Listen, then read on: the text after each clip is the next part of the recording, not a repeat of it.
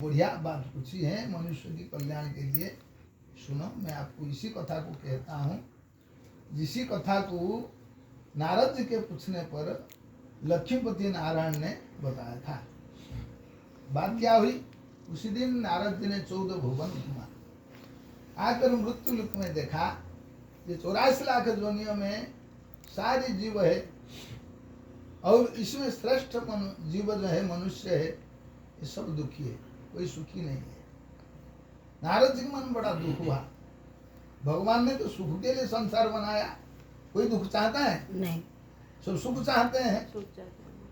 सत्यम शिवम सुंदरम संसार है। भाई परमात्मा ने बड़ा प्यार से अपनी लीला के लिए इसको बनाया।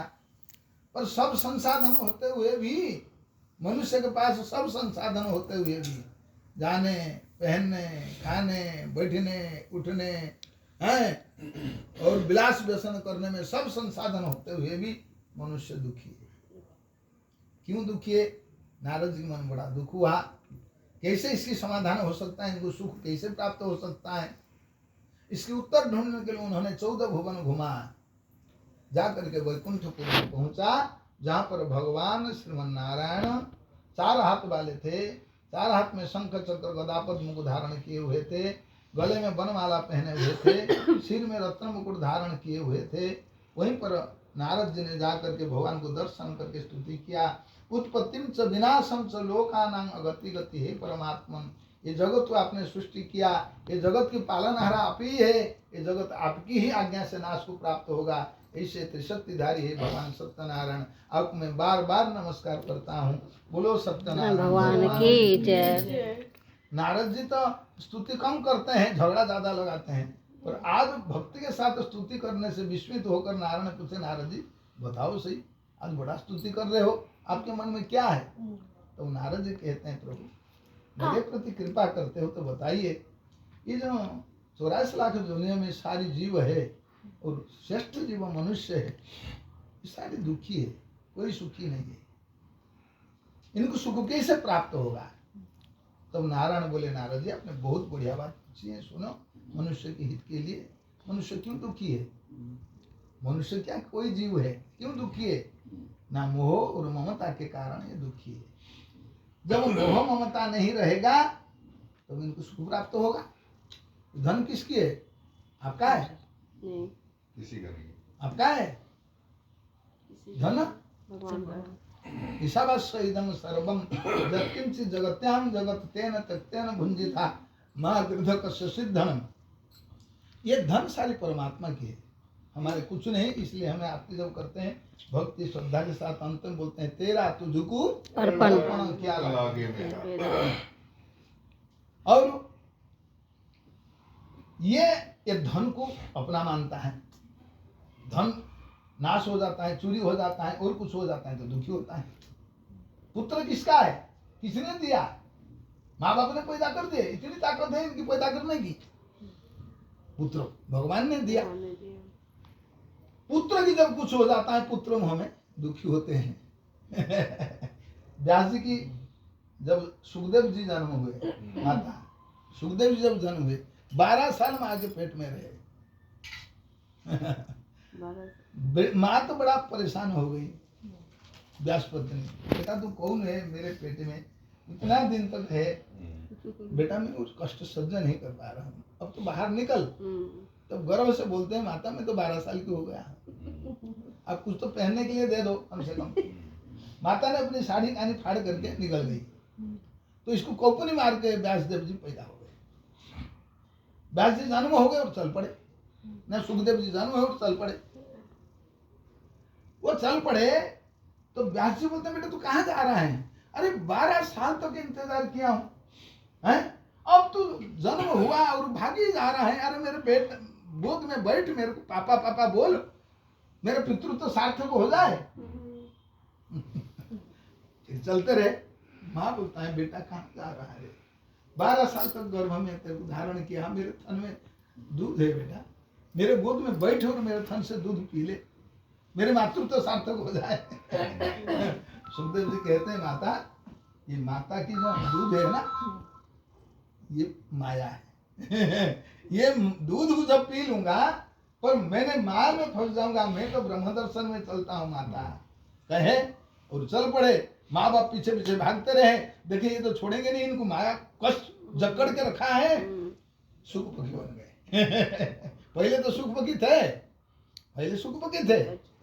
और व्यासपति ने जम्भाई मार रही थी, इसके पेट के अंदर चले गए थे और फिर सुख पकी होकर के पेट में बैठी रहे। पेट में बैठ के पेट हरा और सुख पकी ये भी हरा है। व्यास तब दुखी होकर के वापस आए हैं। ये जब पुत्र मोह माता, ये बड़ा कष्ट है। धन की मोह बड़ा कष्ट है। जब हम इसको अपना ना समझ के परमात्मा की समझे तब हमको कष्ट नहीं होगा, कष्ट नहीं होगा। प्रभु की देने की इच्छा नहीं थी, समझते तो नहीं, समझे ना, ये समझता नहीं मनुष्य, इसलिए दुखी है। नारद जी को भगवान विष्णु ने समझा दिया। बोलो विष्णु भगवान की जय, बोलो सत्यनारायण भगवान की जय। मोहता परेशान करता है। हाँ जी, जो मोहता होता है ये मोह मोह मोह। ये सबका हाँ, दोष में- इसलिए तो बुद्धदेव ने अष्टसप्तक में लिखा, मोह की विनाश दुख की विनाश, मोह की विनाश दुख की विनाश। अच्छा, तब क्या करें ना, सुनो नारद, मर्त्य लोक में कली काल में एक श्रेष्ठ व्रत है जिसका नाम सत्यनारायण व्रत है। मनुष्य जब इसको विधि विधान के साथ भक्ति और श्रद्धा के साथ करें तो इसका समस्त मोह दूर हो जाएगा और वो भगवान की चरण के आश्रित होकर अंत में वैकुंठ प्राप्ति हो जाएगा। बोलो सत्यनारायण भगवान की जय। गोविंद जय जय गोपाल जय जय, राधा रमण हरि गोपाल जय जय, गोपाल जय जय, राधा रमण हरि गोपाल जय जय। बोलो गोविंद जय जय गोपाल जय जय, गोविंद जय जय गोपाल जय जय, राधा रमण हरि गोविंद जय जय, राधा रमण हरि गोविंद जय जय, भगवान की जय। भगवान जी को नारायण ने सारी व्रत की विधान बता दिया। महाराज मोची दे दो। नारायण ने नारद जी ने ये व्रत की विधान सुना, आकर के सुत जी को बता दिया। सुत जी ने 88,000 ऋषियों को बता दिया। 88,000 ऋषि भारतवर्ष में हर गांव में घूमते घूमते ये व्रत को प्रचार कर दिया। तो आज भारतवर्ष के मनुष्य कोई भी काम हो, किसी भी मानसिक हो, तो वो सत्यनारायण पूजा कर बैठता है। अब ऋषियों ने पूछते हैं सुत जी से, गुरु जी बताओ ये व्रत अभी नारायण बताए ना पहले था? परेशान तो नहीं हो सर? नहीं सुन रहे हो ना पहले था। तब सूर्य जी कहते हैं ना ये व्रत पहले था। काशीपुरी नगर में एक बूढ़ा ब्राह्मण रहते थे, गरीब थे, भिक्षा मांगकर पेट उदर पोषण करते थे। तो ब्राह्मण को दुखी देखकर भगवान को बड़ा दया आया। ब्राह्मण को बहुत धनी नहीं बनाते हैं प्रभु, धन हो जाएगा ना ब्राह्मण अहंकारी हो जाएगा। इसलिए ब्राह्मण को गरीब रखते हैं, सारी संसाधन से थोड़ा सा कम रखते हैं। और जो ब्राह्मण माता धनी बन गया, प्रभु से इसकी भक्ति चला गया, प्रभु से भक्ति चला गया। और पर ये गरीब था, देख करके भगवान को मन में बड़ा दया आया, कुछ तो देना है। तो उन्होंने एक बूढ़े ब्राह्मण रूप धारण किए, भगवान सत्यनारायण। और बूढ़ा ब्राह्मण के पास आकर पहुंच गए और तो बोलते हैं, रे ब्राह्मण दुखी होकर क्यों भटकता है? तो ब्राह्मण कहता है, कौन क्या करो, गरीब तो हूँ, भिक्षा मांग के पेट पाल रहा हूँ, और ये दरिद्रता कैसे जाएगी, इसकी जब उपाय आप जानते हो कृपा करके बताओ। तब सत्यनारायण रूप धारण करने वाले बूढ़ा ब्राह्मण बोला, अरे ब्राह्मण कलिकाल में एक श्रेष्ठ व्रत है जिसका नाम सत्यनारायण व्रत है, श्रद्धा भक्ति के साथ इसको कर तो तेरा समस्त दुख दूर हो जाएगा। तो धन संपदा में प्रसन्न होकर भगवान के चरण में मन को आश्रित करके तूने, पेट में मेरा थोड़ा जकड़ गया है, और तूने भगवान के चरण में आश्रित होकर अंत में वैकुंठ चला जाएगा। बोलो सत्यनारायण भगवान की जय। अब ब्राह्मण को सारी विधान बताए, सत्यनारायण व्रत विधान बताए। विधान बताने के बाद भगवान अंतर्धान हो गए। अरे अभी यहीं था और अंतर्धान हो गया, कोई देवता जरूर है। मन में बड़ा विश्वास आया, इसलिए उन्होंने मन में यही संकल्प किया, आज भिक्षा मांगने में जो धन मेरे को मिलेगा, इससे मैं भगवान सत्यनारायण की व्रत करूंगा। ऐसे कल्पना करके भिक्षा मांगने नहीं मैं थोड़ा यहीं बैठ जाता हूँ। नहीं मैं यहीं बैठ जाता हूँ ना, थोड़ा सा जो कर लिया है। आप उसी पे बैठ जाओ, थोड़ा बैग हटा के। नहीं ठीक है, बैग अब ठीक है, अब ठीक है। अब तब उन्होंने तो भगवान ने इनको सारी व्रत के विधान बताया, अंतर्धान हो गए। उन्होंने भिक्षा मांगने गए, इस प्रकार संकल्प किया। उस दिन भिक्षा में इनको दुगुना धन मिला। मन में बड़ा प्रसन्न होकर भगवान की पूजन की कुल सामग्रियां क्या है, दूध, दही, घी, शहद, चीनी, पके केले की फली, गेहूं के चूर्ण इत्यादि ले आए और भगवान सत्यनारायण को स्थापन करके इनके चरण में ये सब चीजें को समर्पित किया, हमें जैसे समर्पित किया करके उन्होंने प्रार्थना की, प्रभु ये श्रद्धा भक्ति के साथ ये समस्त द्रव्य में आपके चरण में समर्पित किया, आप स्वीकार करो, संतुष्ट होकर मेरे आशीर्वाद प्रदान करो। भगवान सुन लिए, क्यों भगवान किसी की सुनते हैं ना, जिसकी श्रद्धा और भक्ति होता है।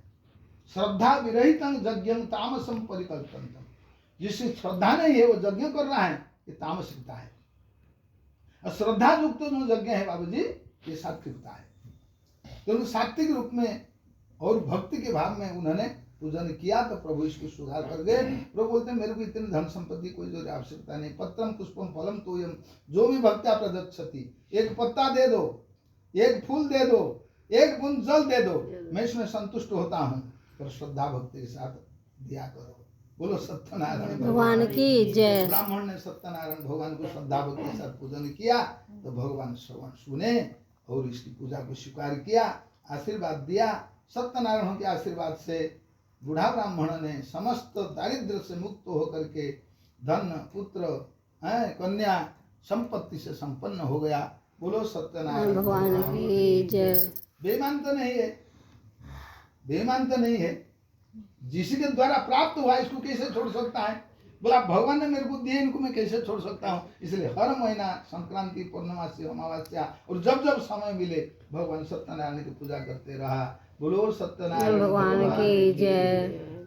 एक दिन ब्राह्मण के घर में, जैसे सज्जन जी के घर में पूजा हो रहा है, आप लोग आए